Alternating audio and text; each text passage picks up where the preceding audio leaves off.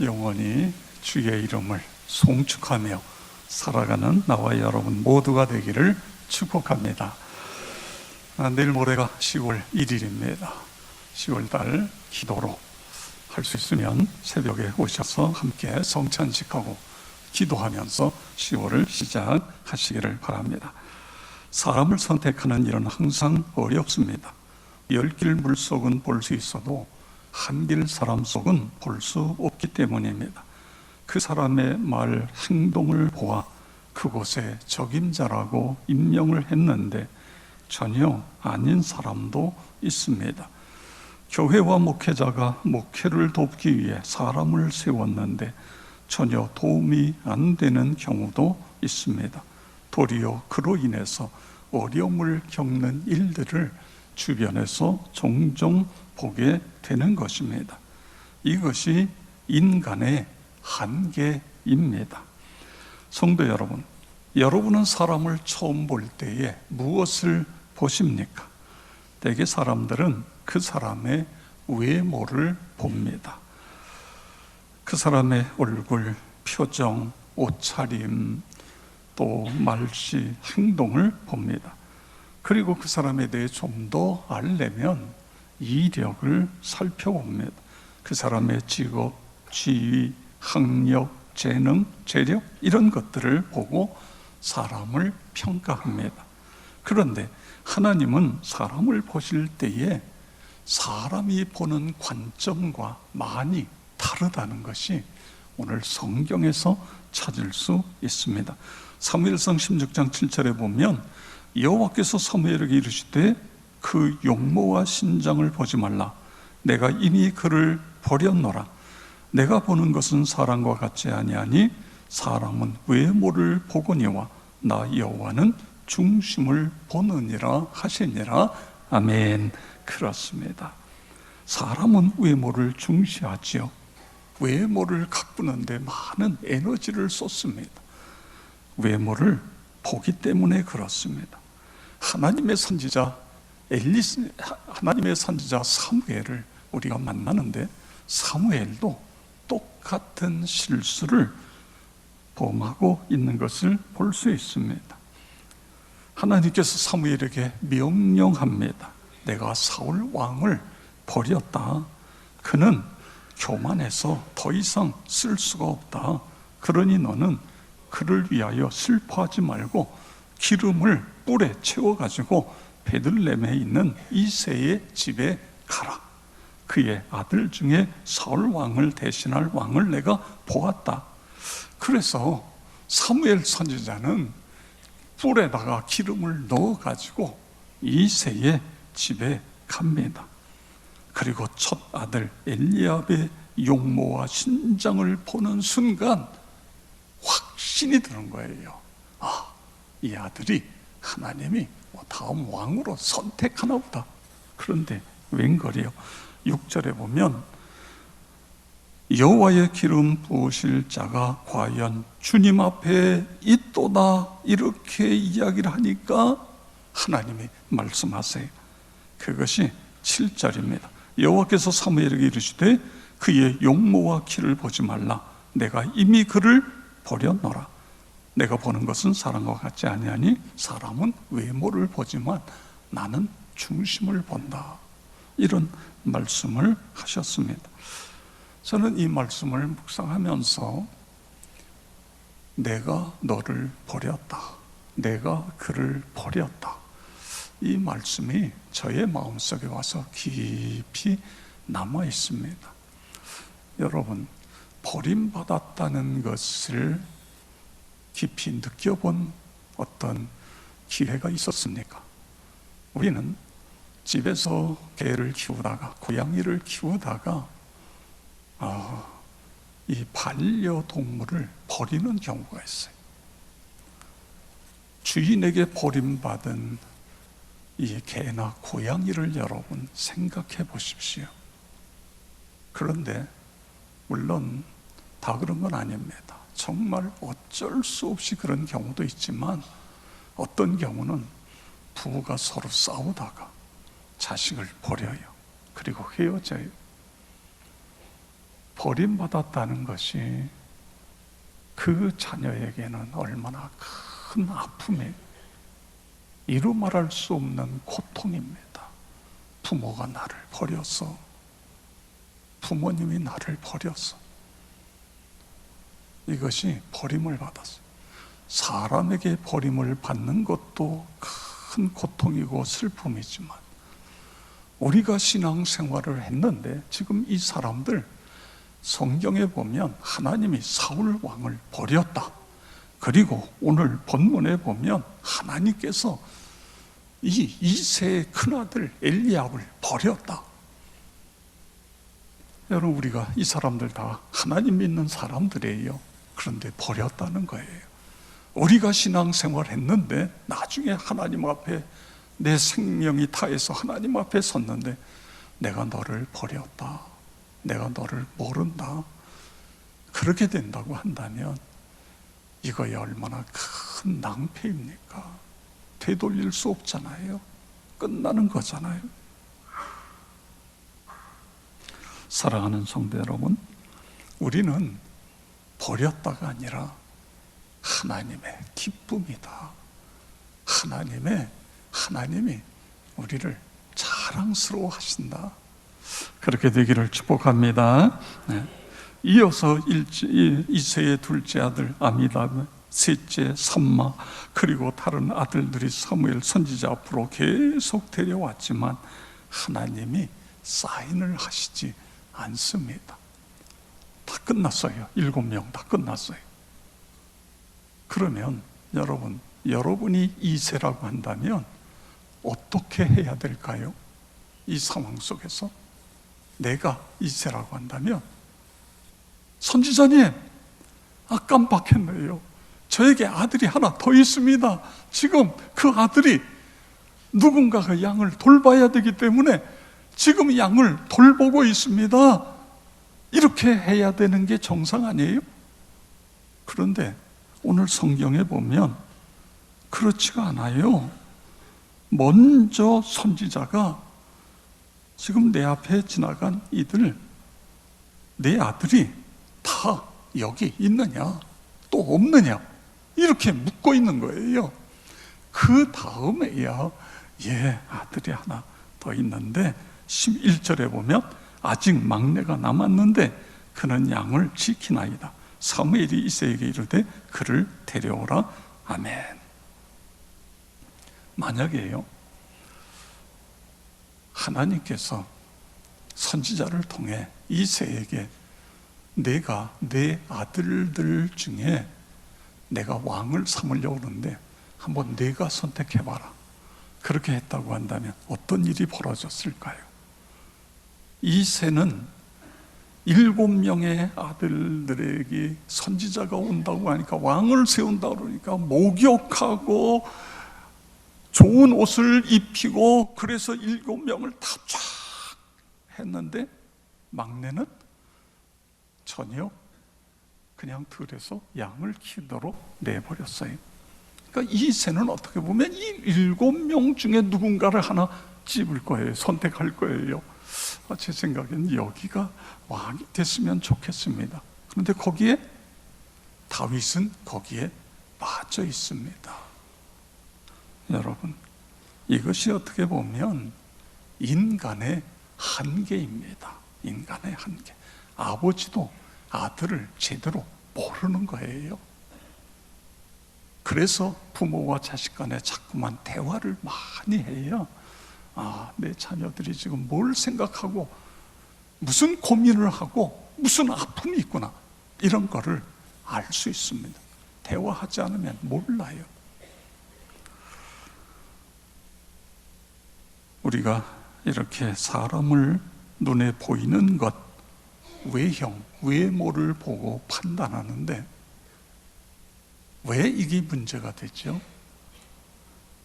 외모가 그 사람의 모든 것을 말해주고 있지 않기 때문에 그렇습니다. 외모가 그 사람의 진정한 모습이 아닐 수도 있기 때문에 그런 거예요. 여러분, 욥기의 주인공은 욥이에요. 욥이 사탄 마귀의 시험을 받아서 하루아침에 완전히 패가 망신해요. 이게 그 많은 재산들 다 빼앗기지요. 그리고 형제들, 아들들이 함께 있었는데 그 집이 그냥 태풍에 무너져가지고 그 아들이 한꺼번에 다 몰살당하지요. 자기 몸에는요, 이 악질, 피부병이 생겨가지고는 너무너무 가려우니까 기와장으로 계속 긁어요. 피가 나오고 피범벅이 되고, 그래도 가려우니까 이 멧돼지가 흙 목욕한다고 그러죠. 그런 것처럼 흙에서 막 뒹굴어요. 이게 사람인지 흙 속에 있는 건지 뭔지 모를 정도로 그렇게 엉망이 되어 있어요. 여러분, 욥이 지금 뭐가 문제지요? 욥의 친구들이 와서 뭘 이야기하죠? 너 하나님께 죄를 져서 벌 받는 거야. 그러니 빨리 회개해. 그러면 하나님이 용서하셔. 지금 욥이 죄를 져서 이런 벌을 받고 있는 것일까요? 아니잖아요. 사단의 시험 때문에 그런 어려움을 당하고 있는 것입니다. 이처럼 우리 인간은 판단, 이런 걸 잘못할 수 있어요. 내 선입견이라든가 또는 어떤 내 그동안의 생각, 나의 경험, 나의 기준, 이런 걸 가지고 사람을 보고 때로는 판단하고 비판하고 정죄하고 그렇게 하는 것을 볼 수 있지 않습니까? 여러분, 그렇습니다. 모두가 다 옳다고 그러는데 혼자 계속해서 반대가, 그런 사람이 있을 수 있어요. 그렇다고 한다면 그는 자신을 깊이 봐야 됩니다. 이상하다. 왜 다 옳다고 그러지? 왜 나만 반대하지? 뭐가 잘못된 거지? 그래서 원인을 찾아야 돼. 그렇지 않습니까? 우리가 함께 살아가는 공동체인데 계속해서 혼자 반대만 하고 있어 보세요. 본인도 힘들고 그 공동체도 힘들고 그렇게 될 수 있는 것입니다. 나란 존재가 어떤 사람이냐, 그거예요. 여러분, 내가 누구예요? 우리가 예수 그리스도를 믿어 하나님의 백성이 됐지만 아직도 우리에게는 죄성이 남아 있는 거예요. 아직도 우리에게는 부족한 것들이 많이 있는 것입니다. 그렇기 때문에 내 판단이 항상 옳다, 이거는 잘못되었습니다. 우리는 이기적, 누구나 다 다분히 이기적인 것입니다. 내 판단, 내 기준은 내가 자라난 배경과 경험에 따라 달라질 수 있는 것입니다. 그래서 많은 사람들은 잘못된 선입관을 가지고 보고 비판하는 것입니다. 내 눈에 들보는 보지 못하고 다른 사람들의 눈 속에 있는 티를 보는 것입니다. 자신에 대해서는 한없이 너그럽고 타인에 대해서는 인색합니다. 자신의 잘못은 보지 못하고 타인의 잘못은 잘 골라내는 것입니다. 헬라 우화 가운데 이런 이야기가 있습니다. 사람은 누구나 두 개의 자루가 있다. 하나는 앞에, 하나는 뒤에 있다. 앞에 있는 자루에는 남의 허물을 모아 담고 뒤에 있는 자루에는 자신의 허물을 주워 담는다. 대부분의 사람들은 뒤에 있는 자루를 보지 못한다. 앞에 있는 자루 속에 남의 허물은 가득하다. 그래도 넘어지지 않는 이유가 있다. 눈에 보이지 않지만 뒤에 있는 자루에 내 허물이 차고 넘치기 때문에, 균형을 이루기 때문에 넘어지지 않는다. 뒤에 있는 자루에 내 허물은 내 눈에 보이지 않지만 내 뒤에 있는 사람들의 눈에는 다 그대로 보인다. 이 사실을 잊지 말아야 한다. 여러분, 그렇습니다. 내 허물을 내가 잘 못 보는 경우가 많이 있는 것입니다. 우리는 우리의 허물을 보고 그리고 십자가의 보혈로 우리의 죄를 씻어내는 거예요. 그래서 우리는 이런 찬양을 합니다. 254장에 보면 내 주의 보혈은 정하고 정하다. 내 죄를 정케 하신 주 나를 오라 하시네. 우리 1절 2절 찬양하겠습니다.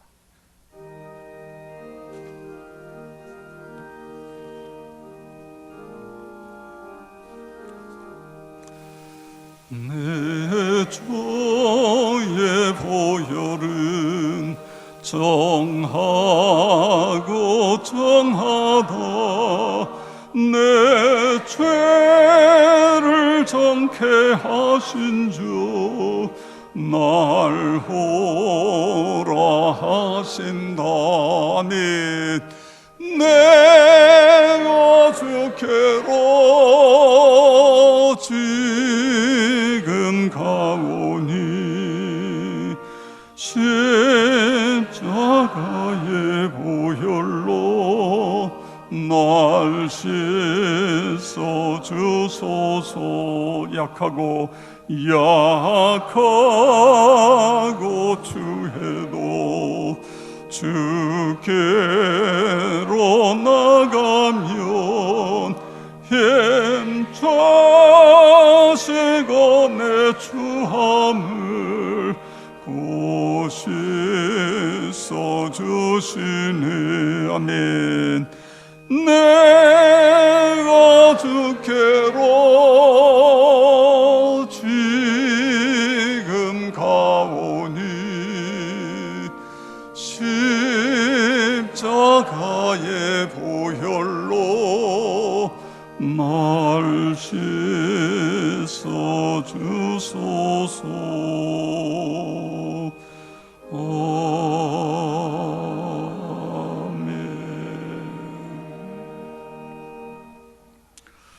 가을은 어떻게 보면 자기를 성찰하기 가장 좋은 계절이다, 그런 생각이 듭니다. 나란 존재란 어떤 사람인가 살펴보시기 바랍니다. 칭찬을 많이 하고 있는가? 비판을 많이 하고 있는가? 칭찬하는 이야기를 들을 때에 행복해지는가?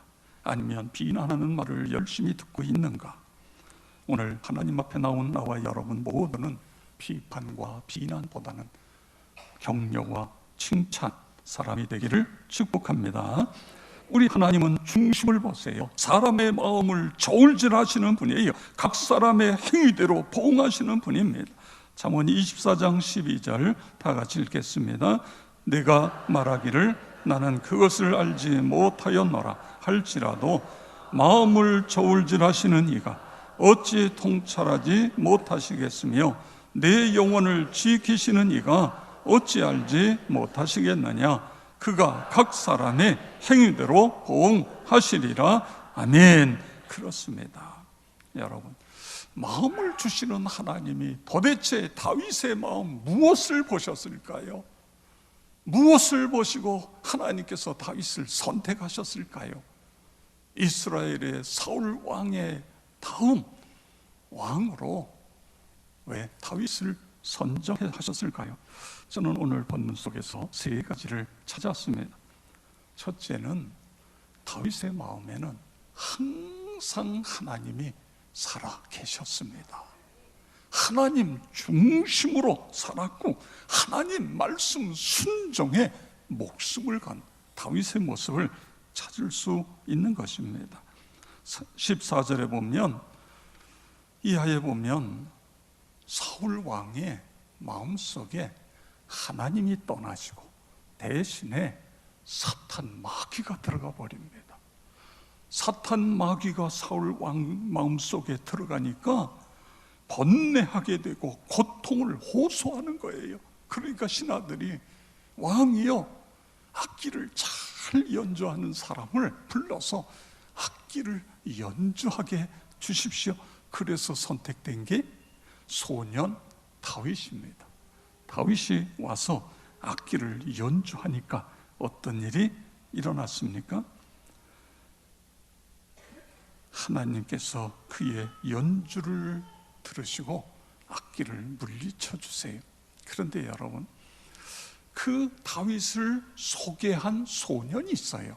근데 그 소년이 어떻게 말하고 있는가 하면 16장 18절에 보면 소년 중 한 사람이 대답하여 이르되 내가 베들레헴 사람 이새의 아들을 본즉, 다윗이죠, 수금을 탈 줄을 알고 용기와 무용과 구변이 있는 준수한 자라.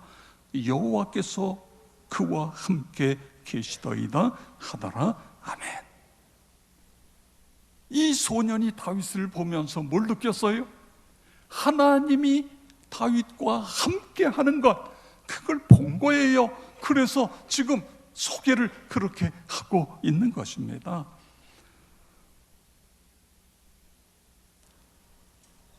그래서 이제 다윗이 풀려와가지고 수금을 연주를 해요. 연주를 했더니 23절에 보니까 하나님의 부리신 악신이 사울에게 이를 때에 다윗이 수금을 취하여 손으로 탄즉 사울이 상쾌하여 낫고 악령이 그에게서 떠나더라.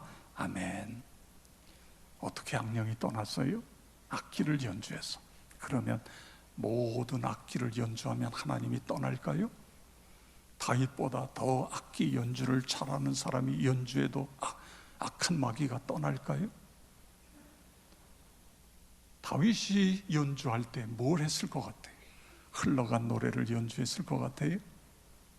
하나님을 찬양하는 노래를, 하나님의 임재를 위해서 기도하는 마음으로 내 안에 계신 예수 그리스도 하나님이 드러나기를 위해서 악기를 연주하고 있잖아요. 그 음악을 들으신 하나님께서 그곳에 임재하셔서 사울 왕의 귀신이 들렸던 귀신을 쫓아내는 이런 역사가 일어나고 있는 것을 볼 수 있지 않습니까? 사무엘 17장엔 우리가 잘 아는 대로 이스라엘과 블레셋과의 전투예요. 그런데 블레셋에는요, 키가 3m가 가까이 되는 골리앗이 나와서 이스라엘 백성들에게 갖가지 모여 떠드는데 누구도 꼼짝 못하고 있어요. 여러분, 3m 가까이는요 2m만 돼도요, 여러분 키가 얼마나 큽니까? 우리 교회 집사님 아드님이 2m 2cm가 그런데 국가농구 대표예요. 국가농구 대표. 3m 되면 150cm 키 2배 되는 사람이에요. 2배. 이 소리를 지르는데 그냥 산이 말이에요. 그냥 메아리가 막 울려지고. 그러니까 심지어는 백성들 중에, 군사들 중에 도망가는 사람들도 나타나요. 도망가요. 근데 그 모습을 다윗이 봅니다. 다윗이 보고서 뭐라고 이야기하죠? 26절에 보니까 17장 이 할례를 받지 않은 블레셋 사람이 누구에게 살아계시는 하나님의 군대를 모욕하겠느냐? 그리고는 왕에게 허락을 받고 골리앗을 향하여 뛰어나가면서 외치는데, 그것이 45절 47절 다 같이 읽겠습니다. 다윗이 블레셋 사람에게 이르되 너는 칼과 창과 단창으로 내게 나아오거니와 나는 만군의 여호와의 이름 곧 내가 모욕하는 이스라엘 군대의 하나님의 이름으로 내게 나아가노라. 또 여호와의 구원하심이 칼과 창에 있지 아니함을 이 무리에게 알게 하리라. 전쟁은 여호와께 속한 것인즉 그가 너희를 우리 손에 넘기시리라. 아멘. 그렇습니다. 성도 여러분, 중심을, 우리의 마음 중심을 보시는 하나님, 그 하나님이 어떤 사람을 기뻐하세요? 다윗과 같이 믿음으로 살고 믿음으로 반응하고 믿음으로 역사하는, 그렇게 되기를 축복합니다. 그 다음에 두 번째로 다윗을 하나님이 선택한 이유 중에 하나는, 다윗은 하나님의 사람들을 존중히 여기고 있습니다. 하나님을 존중히 여긴다는 게 뭐죠? 하나님의 사람들을 존중히 여기는 것입니다. 사울 왕의 귀신에 사로잡혀가지고 정말 미친 개처럼 날뛰고 다윗을 죽이려고 별짓을 나가잖아요. 다윗은 쫓기는 삶을 살아갑니다. 다윗을 죽여야 자기 아들이 왕이 된다. 그래서 죽이려고 그래요. 여러분, 다윗 죽으면 어떻게 돼요? 블레셋이 쳐들어오지요. 당장 다윗 때문에 지금 못 쳐들어오는데, 이게 인간입니다. 인간이 이렇게 어리석습니다. 그런데 다윗이, 하나님께서 다윗에게 사울 왕을 죽일 수 있는 두 번의 기회를 주셨어요. 그런데 다윗은 죽이지 않아요. 말씀 사무엘상 24장 10절에 보면 오늘 여호와께서 굴에서 왕을 내 손에 넘기신 것을 왕이 아셨을 것이니이다. 어떤 사람이 나를 권하여 왕을 죽이라 하였으나 내가 왕을 아껴 말하기를 나는 내 손을 들어 내 주를 해하지 아니하리니 그는 여호와의 기름 부음을 받은 자이기 때문이라 하였나이다. 아멘. 그렇습니다. 끝까지 그래요. 여러분, 그렇습니다. 우리는 서로를 존중해주는 그런 공동체를 만들어야 됩니다. 서로를 내가 존중해야 상대방도 나를 존중해주는 거예요. 이게 아름다운 공동체가 될 수 있어요. 자, 그 다음에 세 번째로 다윗은 하나님 안에서 늘 하나됨을 소중하게 여깁니다. 사실 사울 왕을 죽일 수 있는 기회에 딱 죽이면 도망자의 삶이 끝나는 거예요. 여러분, 이 도망자를 10년 동안 도망자의 삶을 살았다는 게 이게 얼마나 피말리는 일입니까? 하나님께서 기회를 주셨으니까 그냥 하면 끝나는 거예요. 그런데 안 그랬어요.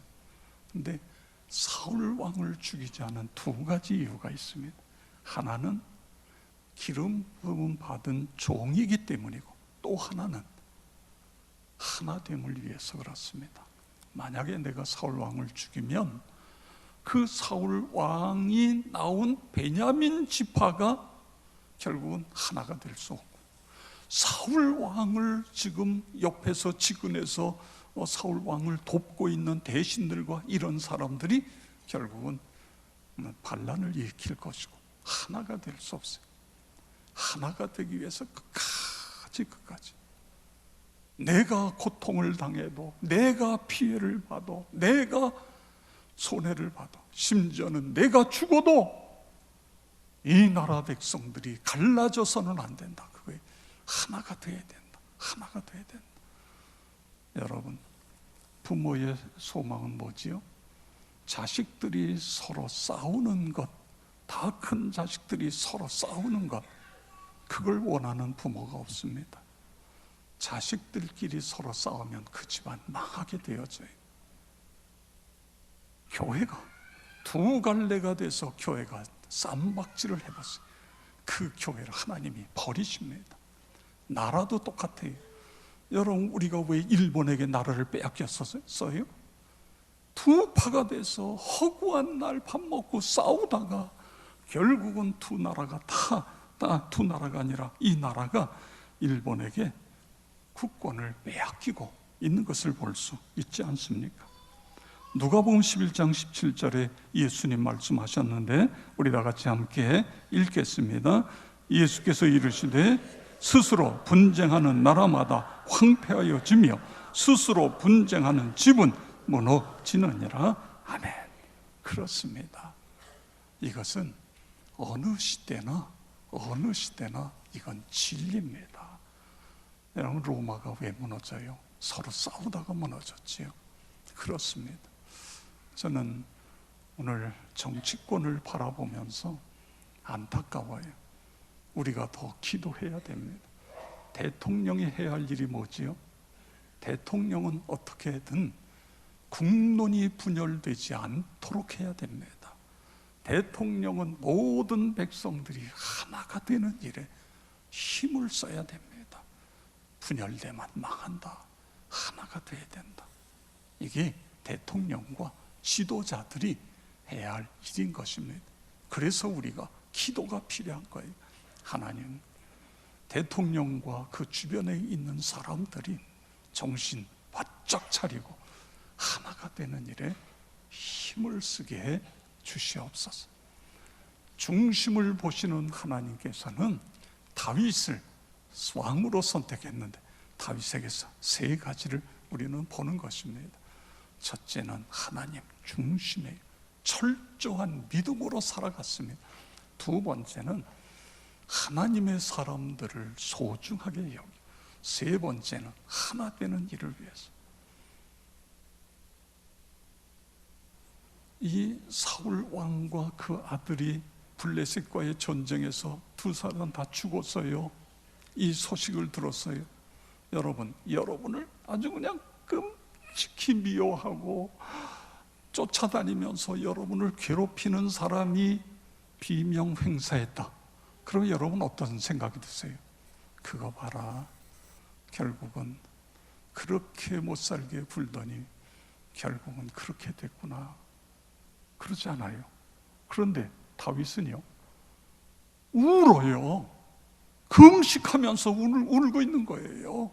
그리고 슬픔의 노래를 지어서 모든 백성들에게 다 노래를 부르게 하는 거예요. 왜 그렇게 했어요? 하나가 되기 위해서. 하나가 돼야 이 이스라엘 주변에 있는 강대국들로부터 우리가 살아남기 위해서는 하나가 돼야 된다. 하나가. 그렇습니다. 우리가 기도해야 됩니다. 하나님, 나누는 것은 결국은 사단이 좋아하는 일입니다. 주변에 있는 나라들이 좋아하는 거예요. 하나가 되는 거예요. 이걸 위해서 여러분도 함께 기도하시고 그렇게 되어지길 주의 이름으로 축원합니다.